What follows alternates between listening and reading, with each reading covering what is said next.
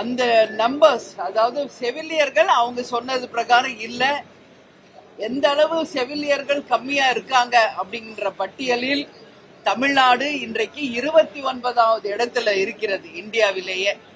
அதனால இந்த அரசு அதுல கவனம் கொண்டு அரசு ஆஸ்பத்திரிகளில எல்லா மக்களும் நம்பி இருக்கும் மருத்துவ துறையில செவிலியர்கள் பற்றாக்குறையும் டாக்டர்கள் பற்றாக்குறையும் மருந்து மாத்திரை பற்றாக்குறை மற்றும் அந்த உபகரணங்கள் பற்றாக்குறையை உடனடியாக சரி செய்ய வேண்டும்.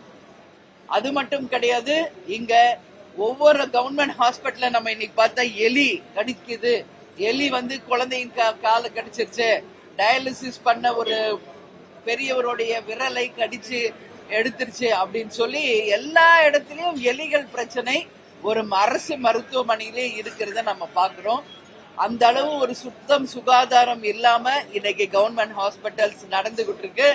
இது கண்டிக்கக்கூடிய ஒரு விஷயம். எனவே துறை சார்ந்த அமைச்சர் இதுல கவனம் செலுத்தி எல்லா கவர்மெண்ட் ஹாஸ்பிட்டல்லையும் சுகாதாரத்தையும் அந்த பேஷண்ட்ஸுக்கு எல்லா ஃபெசிலிட்டிஸும் பண்ணணும் அப்படின்றதையும் இந்த நேரத்தில் நான் பதிய வைக்கிறேன்.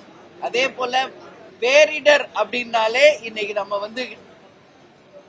வரப்போகின்ற மழை காலத்திற்கு இப்பவே நம்ம தயாராகணும். ஏன்னா தமிழ்நாடு ஒரு மிகப்பெரிய ஒரு பேரிடர் எல்லாம் வரும்போது போட்டுல எல்லாம் வந்தாங்க. எங்க சாலிகிராமத்துல கூட போட்டு வந்துச்சு.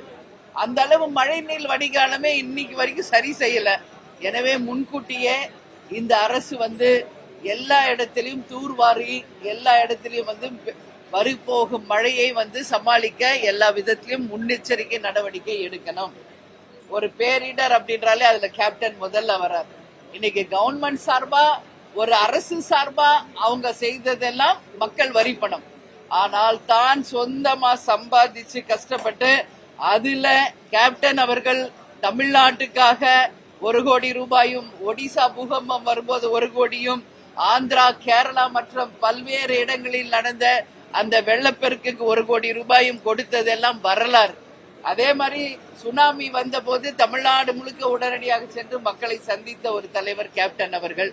அது மட்டும் கிடையாது, ஒரு இலவச மருத்துவமனையை 1989 தொடங்கி கலைஞர் ஐயா அவர்களுடைய பொற்கடங்களால் அது ஓபன் பண்ணப்பட்டு பொதுமக்களுக்கு இலவசமாக ஒரு மருத்துவமனையை நம்ம வாழும் சாலி கிராமத்திலே கேப்டன் திறந்தார் அப்படின்றதும் இன்னைக்கு உலக வரலாறு. இது வரைக்கும் இதெல்லாம் யாரும் செய்யல. ஒரு அரசாங்கம் செய்கிறது மக்கள் வரி பணத்துல, சொந்த தான் ராத்திரி பகல் உழைத்து சம்பாதிச்ச காசுல கேப்டன் அவர்கள் ஒரு இலவச மருத்துவமனையை தொடங்கியது வரலாறு. அதுக்கடுத்து ஈரோடுலயும் நம்மளுடைய ரசிகர் மன்றமாக இருந்த போதே இலவச மருத்துவமனைகள் நாம தொடங்கி இருக்கிறதும் வரலாறு என்பதை இந்த நேரத்தில் பதிய வைக்க விரும்புகிறேன். தமிழ்நாடு முழுக்க நிறைய இடத்துல பட்டா வழங்கப்படவில்லை. எனவே அதை துறை சார்ந்த அமைச்சருக்கு கவனத்துக்கு கொண்டு போயிருக்கிறோம். உடனடியாக எங்கெல்லாம் பட்டா வழங்கவில்லையோ அந்த இடங்களில் எல்லாமே பட்டா வழங்க வேண்டும். இன்னைக்கு கவர்மெண்ட் ஹாஸ்பிட்டல்ல பார்த்தா விருதாச்சலத்துல தலைவர் ஜெயிச்சப்போ போனா பெட்டு கிடையாது, எல்லாம் தரையில படுத்திருந்தாங்க. அப்போ உடனடியாக அந்த அரசு மருத்துவமனைக்கு கட்டில், மெத்தை, டிவி, உபகரணங்கள், மருந்து மாத்திரை எல்லாம் சொந்த செலவுல வாங்கி கொடுத்தார். அது மட்டும் இல்ல, தமிழ்நாடு முழுக்க பல்வேறு ஹாஸ்பிட்டல்ஸ்க்கு கேப்டன் பிறந்த நாள் அன்னைக்கு வறுமை ஒழிப்பு தினத்துக்கு நிறைய ஹாஸ்பிட்டல்ஸ்க்கு கட்டில், மெத்தை, டிவி வாங்கி கொடுத்ததும் ஒரு வரலாறு. இதெல்லாம் ஒரு தனி நபராக கேப்டனை தவிர இது வரைக்கும் யாரும் செய்ததா ஒரு வரலாறு கிடையாது. இன்னைக்கு ஆட்சியில வரலாம், அரசாங்கத்துல இருக்கலாம், அமைச்சரா முதலமைச்சரா அமர்ந்து மக்கள் வரி பணத்துல செய்யறது எல்லாரும் செய்யலாம். ஆனா தான் கஷ்டப்பட்டு சம்பாரிச்ச காசுல மக்களுக்கு இந்த திட்டங்களை எல்லாம் கொண்டு வந்தவர் கேப்டன். எந்த ஒரு மானிய கோரிக்கை வந்தாலும் அதை பத்தி பேசலாம்னா அதுல ஃபர்ஸ்ட் கேப்டன் தான் வர்றாரு. ஏன்னா தனி நபராகவே அவரே சொந்தமா எவ்வளவு மக்களுக்கு பண்ணியிருக்காரு. சோ இது எல்லாமே இன்னைக்கு பேசப்பட வேண்டிய ஒரு விஷயங்கள். இன்னைக்கு வாய்ப்பு கிடைக்காதனால இதை எல்லாமே நாங்க என்னுடைய தொகுதி சார்பாக என்னுடைய தொகுதியில் மருத்துவத்திற்கு நிறைய விஷயங்கள் செய்ய வேண்டியிருக்கு. விருதாச்சலம் கவர்மெண்ட் ஹாஸ்பிட்டலுக்கு இன்னைக்கு பல்வேறு விதமான உபகரணங்கள், டாக்டர், செவிலியர் பற்றாக்குறையை தீர்க்கணும். அது மட்டும் கிடையாது, எல்லா ஊர்லயும், அதாவது மங்களம்பேட்டை ஒவ்வொரு கிராம பகுதிகளில் இருக்கின்ற ஹாஸ்பிட்டல்ல எந்த வசதி இல்லை, செவிலியர்கள் இல்லை. இதை எல்லாமே நாங்க வந்து துறை சார்ந்த அமைச்சருக்கு நான் வந்து கோரிக்கை மனுவா அவங்க கிட்ட ஒப்படைச்சிருக்கேன். அதே போல என் தொகுதி முழுக்க கிடைக்க வேண்டிய பட்டா மற்றும் வருவாய்த்துறை மூலம் வர வேண்டியதையும் நாங்கள் வந்து துறை சார்ந்த அமைச்சர்கிட்ட கொடுத்திருக்கோம். எதுங்க? ஆமாங்க, 100 நாள் கடந்திருக்குது, அவ்வளவுதான். வேற என்ன பாக்கணும்? ஒண்ணும் இல்லையே. மாற்றம் நாங்க அதே தான் நடந்துகிட்டு இருக்கு. எந்த மாற்றமும் எனக்கு தெரியல. ஏன்னா கஞ்சா இன்னைக்கு வந்து நம்ம பாக்குறோம், கஞ்சாவால பாதிக்கப்பட்டதுனால மாணவர்கள் ஒருத்தருக்கு ஒருத்தர் அடிச்சுட்டு இறந்து போயிட்டாங்க. ஒண்ணு அமுதன், ஒண்ணு தனுஷ். இதுவே ஒரு உதாரணம் போதும். இதுக்கு மேல சொல்றதுக்கு என்ன இருக்கு? மாற்றம் என்று சொல்லி வந்தாங்க, என்ன மாற்றம்? அதே மாதிரி பாலியல் வன்கொடுமை இன்னைக்கு தமிழ்நாடு முழுக்க, கிருஷ்ணகிரி, திண்டுக்கல் போன்ற பல்வேறு இடங்களில், நான் ரொம்ப லாங் பேக் போல, ஜஸ்ட் இந்த 1 வீக் 4 நாள் நாங்க சட்டசபைக்கு வராத இந்த 4 நாள்ல நடந்த விஷயத்தை தான் சொல்றேன். அத்தனை பாலியல் வன்கொடுமைகள் தமிழ்நாடு முழுக்க நடந்திருக்கு. கொலைகள் மட்டும் 10க்கும் மேற்பட்ட கொலைகள் நடந்திருக்கு. இதுக்கு காரணம் கஞ்சா மற்றும் போதை, கலாச்சார சீரழிவு. இளைஞர்கள் வந்துதான் ஓட்டு போட்டு இந்த ஆட்சியை கொண்டு வந்திருக்காங்க. ஆனா இளைஞர்களின் எதிர்காலம் இன்னைக்கு கேள்விக்குறியாக இருக்கிறது என்பது உண்மை. இதையெல்லாம் இந்த அரசு கவனத்துல கொண்டு நிச்சயம் இரும்புகரம் கொண்டு அடக்கணும். நேத்து பாருங்க, எண்ணூர்ல அந்த ரசாயன கழிவுகள்லாம் தண்ணியில கலந்ததுனால டன்னு கணக்கா மீன் வந்து இறந்து போகுது. அப்ப அந்த வந்து என்ன வந்து ஒரு உதாரணமா இதை நம்ம எடுத்துக்கிறது.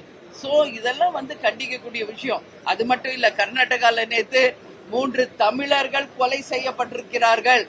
வனத்துறையை சேர்ந்த அந்த அதிகாரிகள் 3 தமிழர்களை கொலை செய்திருக்கிறார்கள். இது வன்மையாக கண்டிக்கக்கூடிய ஒரு விஷயம். அது மட்டும் கிடையாது, அந்த 3 நம்ம தமிழர்களை கொலை செய்தவர்களுக்கு உச்சபட்ச தண்டனையை கர்நாடக அரசு தரணும். அதற்கு நமது முதல்வர் அவர்களும் ஸ்ட்ராங் டிசிஷன் எடுத்து அந்த அமைச்சருக்கு, அந்த முதலமைச்சருக்கும் சரி மத்திய அரசுக்கும் அந்த நிபந்தனையை வைக்கணும். ஏன்னா அவங்க ஃபேமிலி சொல்றாங்க, மாடு காணாம போச்சு, நாங்க தேட தான் போனோம். அப்படி இருக்கிறப்ப எப்படி சுட்டு கொல்றாங்க என்பதை கேட்கிறாங்க. அப்போ அந்த குடும்பத்திற்கு என்ன இருக்கு? சோ இதெல்லாமே வந்து வன்மையாக கண்டிக்கக்கூடிய விஷயம். அதனால 100 நாள் என்ன பாத்தீங்கன்னு கேட்டீங்க, இதான் பார்த்திருக்கோம். வேற ஒன்னும் பெருசா பார்க்கல.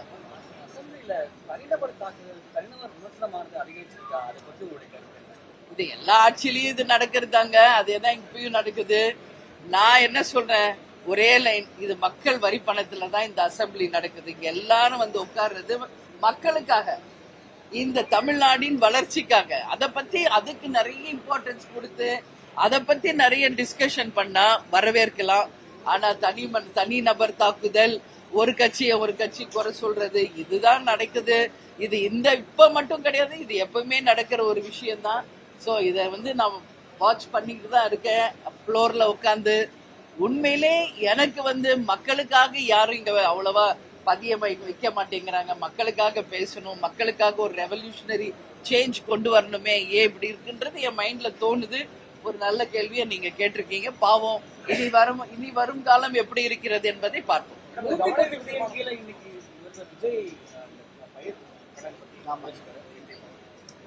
இது வந்து பயிர் கடன் நம்ம எடுத்துக்கவே முடியாதுங்க. ஏன்னா இன்னைக்கு சம்பா இல்ல, குருவை இல்ல, கடைமடையில நீங்க போய் பாருங்க, விவசாயிகள் வந்து அவ்வளோ வந்து இன்னைக்கு ஒரு விளைச்சல் இல்லாம கஷ்டப்படுறாங்க. அதனாலதான் இன்னைக்கு நம்ம விவசாய பெருமக்களுடைய வாழ்க்கை பெரிய கேள்விக்குரியாது. வருமானம் இல்லை, அவங்க நெல் கொண்டு வந்தா அதுக்கு பாதுகாப்பு இல்லை, கிடங்குகள் இல்லை, நெல் கொள்முதல் இல்லை, எவ்வளோ பிரச்சனை இன்னைக்கு விவசாயிகள் சந்திச்சுட்டு இருக்காங்க. அவங்க எதிர்பார்த்தது முழு கடன் தள்ளுபடி, ஒட்டுமொத்தமாக கடன் தள்ளுபடி அப்படின்னு தான் கேட்டிருக்காங்க. இது யானை பசிக்கு சோளப்பொரி மாதிரி கொஞ்சம் தான் அறிவிச்சிருக்காரு. அதனால நான் என்ன சொல்றேன், எல்லினோ வரப்போகுது. சம்பா சாகுபடி நடந்ததா, குருவ சாகுபடி நடந்ததா, கடைமடை வரைக்கும் காவேரி இன்னைக்கு போய் ரீச் ஆயிருக்கா? இல்லையே, ட்ரை லேண்ட் ஆயிடுச்சு இன்னைக்கு தமிழ்நாடு. இப்பவே எங்கும் மழை இல்லை, எந்த விளைச்சல் இல்லை. சோ இதையெல்லாம் கருத்தில் கொண்டு முதலமைச்சர் அவர்கள், நான் பல வாட்டி சொல்லிட்டேன், மீண்டும் பதிய வைக்கிற விவசாயிகள் சார்பா முழு கடன் தள்ளுபடி நிச்சயம் செய்ய வேண்டும் என்பதை கேட்டுக்கொள்கிறேன்.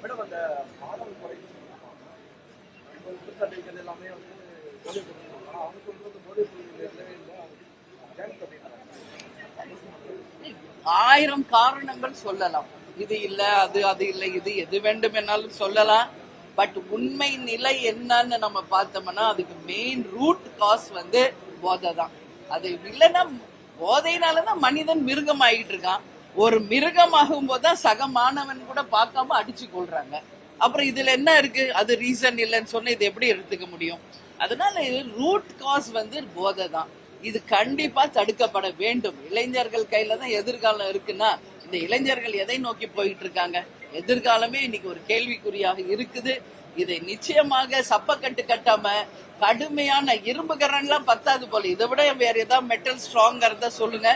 அப்படி வந்து இது ரொம்ப ஸ்ட்ராங் சட்டங்களை கொண்டு வந்தால்தான் இது போன்ற நிகழ்வுகள், பாலியல் வன்கொடுமை, கொலை, கொள்ளை, அதே போல இன்னைக்கு எல்லா இடத்துலயும் ஸ்டூடெண்ட்ஸே ஒருத்தர் அடிச்சு கொள்றதெல்லாம் வன்மையாக கண்டிக்கூடிய விஷயம். இதுக்கு முற்றுப்புள்ளி வைக்க வேண்டும் என்று துறை சார்ந்த அமைச்சர்களையும் முதல்வரையும் இந்த நேரத்தை நான் கேட்டுக்கிறேன். சப்பக்கட்டுதான், இது ஏத்துக்கவே முடியாது. எப்படி ஏன் என்ன அது காரணம் இல்லைன்னு என்ன காரணம்? அப்ப சிபிஐ வழக்கு போடுங்க, ஒரு நீதிபதிக்கு குழுவை போடுங்க, என்ன ஆக்சுவல் நடந்ததுன்றத வெள்ளை அறிக்கையா கொடுங்க. அப்படி இல்லைன்னு நம்ம மறைக்கலாம். அந்த தாய் தகப்பனுக்கு என்ன பதில் இருக்கு? அதனால இதெல்லாம் கிடையாது. நிச்சயமாக இதுக்கு ஒரு நல்ல தீர்வு வரணும். எதிர்கால தமிழ்நாடு நல்லா இருக்கணும். இளைஞர்கள் கையில இந்த தமிழ்நாடு நல்லது நடக்கணும் என்று கேட்கலாம். நன்றி, வணக்கம்.